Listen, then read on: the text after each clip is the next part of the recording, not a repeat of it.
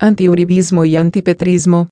El pulso final por la presidencia. Los 7 millones de colombianos que no votaron por Iván Duque ni por Gustavo Petro en la primera vuelta decidirán el nombre del nuevo presidente. La segunda vuelta en la campaña de 2018 ha resultado muy distinta a las 4 que se han hecho desde que se introdujo la figura. La principal diferencia es que el electorado llega fraccionado en 3 partes: Iván Duque y Gustavo Petro, los finalistas, y un 35% que se dividió entre las otras alternativas. Estos últimos, que no estuvieron ni con Duque ni con Petro, llamados por eso los ninis, tienen en sus manos la elección entre 2 finalistas claramente inclinados hacia la derecha y la izquierda. Por eso, el juego de alianzas, propuestas, cafés y aproximaciones despegó tan pronto terminó la primera ronda, el 27 de mayo. Los propios candidatos hicieron los primeros movimientos, como era de esperarse. En cuestión de horas, Petro y Duque concedieron entrevistas con los medios de comunicación en los que asumieron, de frente, la necesidad de moverse hacia el centro para caerles bien a los ninis. Duque moderó posiciones sobre la idea de unificar las Cortes y sobre decisiones en política exterior como mover la embajada colombiana en Israel a Jerusalén. Petro se bajó de la idea de convocar una asamblea constituyente regional y acotada, con el argumento de que el Congreso elegido el 21 de marzo tiene una importante bancada independiente que puede impulsar reformas en ese escenario. Como eran las primeras declaraciones, estas movidas ofrecen apenas un abrebocas de lo que verán los colombianos en las próximas 2 semanas. Sobre todo, en la última, antes del 17 de junio, en la que se llevarán a cabo 3 debates en televisión. Petro y Duque saldrán con estrategias atractivas para los votantes de centro. Es una característica muy propia de los sistemas de elección en 2 vueltas. La retórica radical es más rentable en la primera, para amarrar a los seguidores más simpatizantes, y en la final es más rentable la moderación para atraer a ciudadanos de otros partidos. La clave estará en cuál de los dos se sentirá más cómodo al acercarse al centro y, en consecuencia, resultará más creíble. Apenas se conocieron los resultados de la primera vuelta, se inició el segundo pulso, el de las alianzas entre organizaciones partidistas. En esa partida Duque salió más favorecido que Petro. El candidato del uribismo llegará a la final con el apoyo de todos los partidos mayoritarios. Además del suyo, el Centro Democrático, estarán allí Cambio Radical, el Partido Conservador, la U y el Liberal. Esta es una coalición más amplia que la Unidad Nacional que acompañó a Juan Manuel Santos. A Petro, inscrito por firmas con el nombre de Movimiento de la Decencia, se le sumó el Polo Democrático.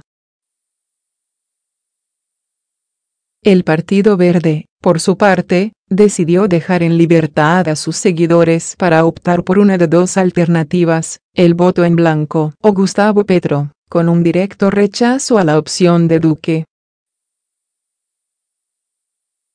Las convergencias de los partidos políticos, sin embargo, no son el elemento determinante en 2018. La primera vuelta demostró que los partidos han perdido control sobre sus bases, las maquinarias funcionan más en la competencia por el Congreso que en la de la presidencia, y los votantes, sobre todo en los grandes centros urbanos, sufragan muy libremente. Como si eso fuera poco, en todos los partidos hay disidencias que debilitan la adhesión oficial de las directivas. En el liberal, que está con Duque, una facción liderada por Juan Fernando Cristo y 14 congresistas apoyan el voto en blanco. También hay miembros de ese partido, con el hashtag almohadilla nos tocó liderar a nosotros, con Petro. En el polo, que está con Petro, Jorge Enrique Robledo votará en blanco. Y hay verdes con Petro, como Antonio Navarro, Antonio Sanguino y Angélica Lozano, y también figuras muy representativas que no han anunciado su decisión, como la excandidata a la vicepresidencia Claudia López y el exalcalde de Bogotá Antanas Mockus. Los excandidatos Sergio Fajardo y Humberto de la Calle coincidieron en anunciar que marcarán la casilla del voto en blanco. Las fuerzas partidistas, en síntesis, están debilitadas y no definirán este último sprint electoral. A los votantes, los mueven sus propias percepciones sobre Iván Duque y Gustavo Petro.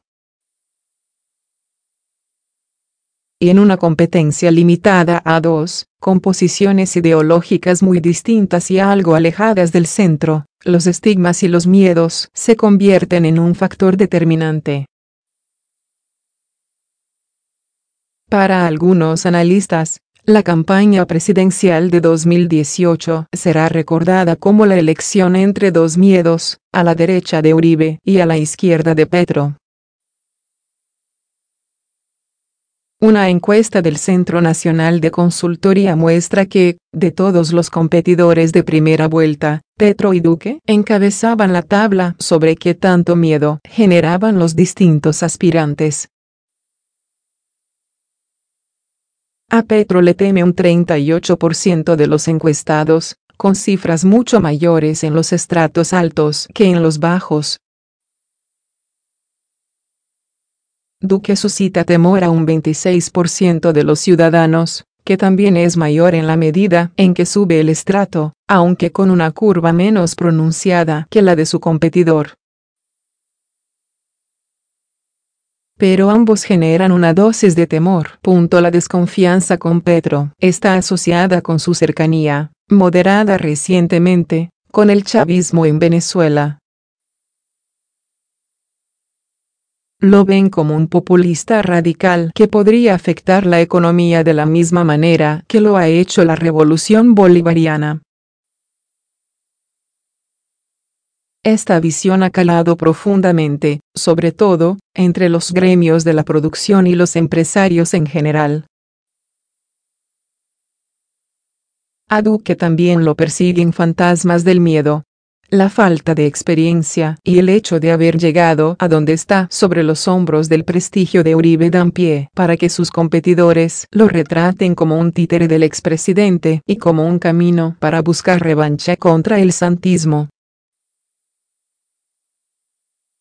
Hasta mencionan al expresidente de Rusia Dmitry Medvedev, quien en su cargo permitió que Vladimir Putin manejara el gobierno de facto desde el puesto secundario de primer ministro, cuando por ley no podía reelegirse. La verdad es que los estigmas son exagerados. Colombia está muy lejos de Rusia y es muy distinta a Venezuela. Duque y Petro no están copiando modelos de otras realidades, sino que han construido una versión criolla del pulso normal, en las democracias, entre derecha e izquierda. Pero una competencia así nunca se había visto en Colombia desde que se implantó el sistema de elección a dos vueltas, en 1994. Y la gran pregunta es qué va a mover a los electores en las urnas el 17 de junio. Los miedos a Duque y a Petro. Sus propuestas. Los comportamientos en la recta final de la campaña. La antipolítica. Hasta el momento no ha habido un tema, un issue, que pueda definir esta elección como lo hizo La Paz en todas las elecciones entre 2002 y 2014. Ni siquiera la lucha contra el desempleo, que suele ser un tema de alta rentabilidad electoral. En economía, se ha hablado más de impuestos y de energías limpias que de generación de trabajos. Más que a propuestas, la actual campaña, hasta el momento, ha favorecido a los candidatos que representan un cambio frente a la política tradicional. Duque, desde la oposición a Santos y al proceso de paz, representa un movimiento pendular hacia la oposición, propio de los momentos en los que la gente quiere un cambio de rumbo en las instituciones.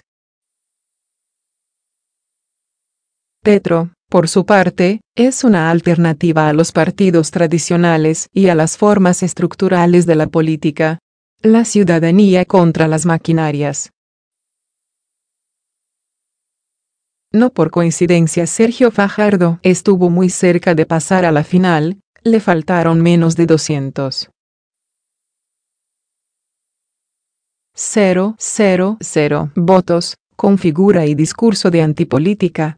Si los colombianos dijeron, el 27 de mayo, que quieren un cambio, el 17 de junio dirán en qué dirección lo quieren.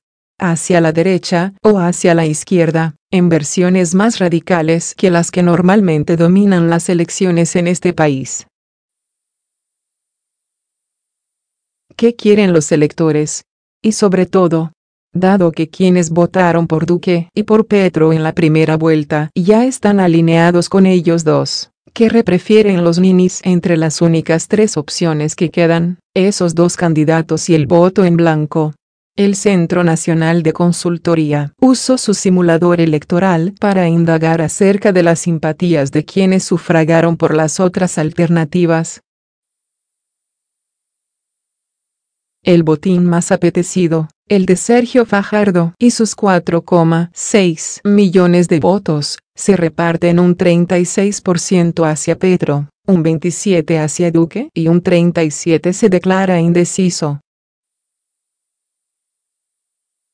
Quienes estuvieron con Germán Vargas se inclinan en un 40% hacia el candidato uribista y un 33% hacia su competidor. Y los de la Calle favorecen a Petro en un 48% y a Duque en un 40%. Los analistas consideran que la abstención y el voto en blanco pueden aumentar en un pulso en el que el centro quedó vacío, y entre dos aspirantes que tienen, cada uno por distintas razones, dificultades para conquistar ese espacio. Con el liderazgo de Sergio Fajardo, Jorge Robledo y otras figuras representativas de la Alianza Verde, más votantes pueden marcar la casilla del voto en blanco que en cualquier otro momento del pasado. El otro interrogante es cuál será el efecto final de la convergencia de la U, el Partido Conservador, el Liberal y Cambio Radical en torno a Iván Duque. Para algunos, semejante constelación asegura el triunfo. Para otros, no tienen impacto en los comicios presidenciales, a diferencia de los de Congreso, y le facilitan a Petro su discurso como alternativa a la política tradicional. Una vehemente entrevista del jefe del Partido Liberal, César Gaviria, en la W, suscitó críticas por su falta de coherencia al adherir a Duque después de haber sido el jefe de la campaña por el sí en el plebiscito por la paz. El politólogo Fernando Cepeda considera que desde 1991, con el fin del bipartidismo y el tránsito hacia un esquema pluripartidista, en Colombia apareció una práctica que él denomina el partido presidencial. Consiste en que cuando hay un nuevo presidente, la mayoría de las organizaciones se alinean en torno suyo. La mayor ventaja es que asegura la gobernabilidad. Pero esa coalición, ante un gobierno desgastado como el de Juan Manuel Santos, sufre las consecuencias electorales. Quienes representaban la continuidad, Germán Vargas, de la Calle, Juan Carlos Pinzón, salieron mal librados en la primera vuelta. Por eso, Duque los ha recibido con discreción, sin actos públicos ni adhesiones pomposas. El pulso final, en síntesis, es una batalla ideológica como no se había visto en Colombia, entre la derecha y la izquierda en versiones no tan moderadas, y con un centro angosto. En este último está un tercio del electorado, que desconfía de la independencia de Duque frente a Uribe y considera que su posición sobre derechos civiles es un paso atrás, y de Petro por su falta de compromiso con la economía de mercado y por su estilo autoritario. Entre estos dos temores, los ninis tienen en sus manos escoger el sucesor de Juan Manuel Santos.